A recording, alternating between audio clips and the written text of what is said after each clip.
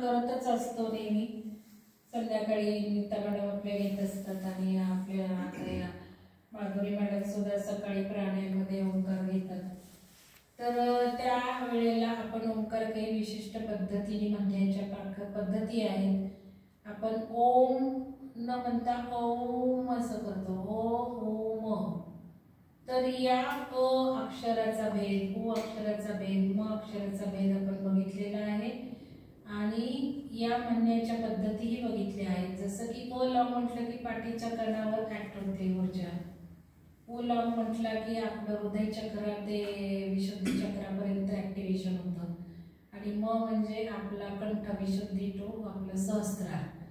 तर आपण हा ओंकार म्हणताना आपले अशोक सर जे आलेले डोळे सर नागपूरवरनं ते काही वेगळ्या पद्धतीने ओंकार करतात.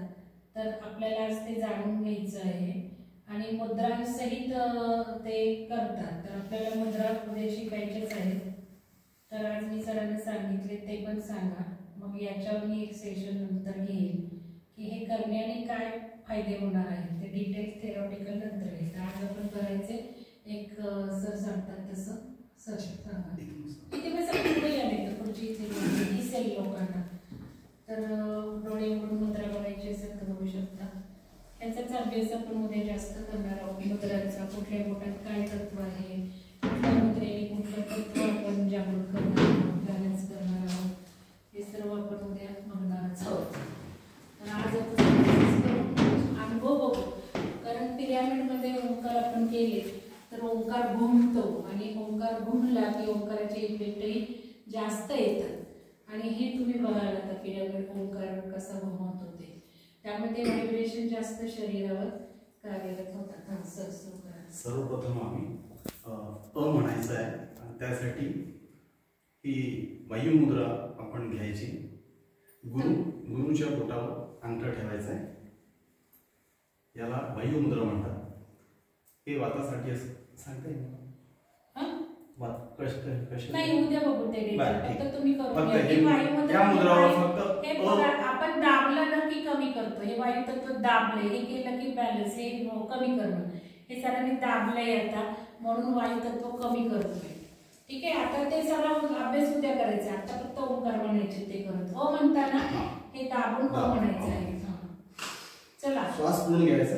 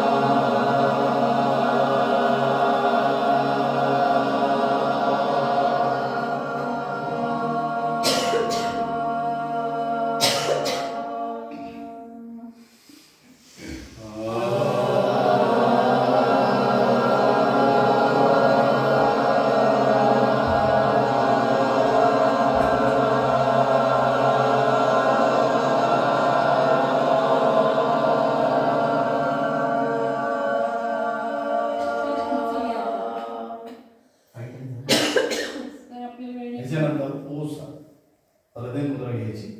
शेवटचे दोन बोट अंगठ्यासोबत जोडायचे. ओ म्हणायचं. 5 टाइम्स. ओ